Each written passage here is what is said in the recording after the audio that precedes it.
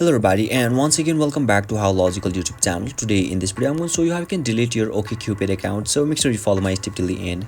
First thing first, I assume that you have already downloaded the OkCupid app, and once you open it, and make sure you have already logged in as well. And now right after that you will be able to see the interface or dashboard of the OkCupid apps on in the screen, where you can see the profile icon at the top right corner, bottom right corner of this dashboard.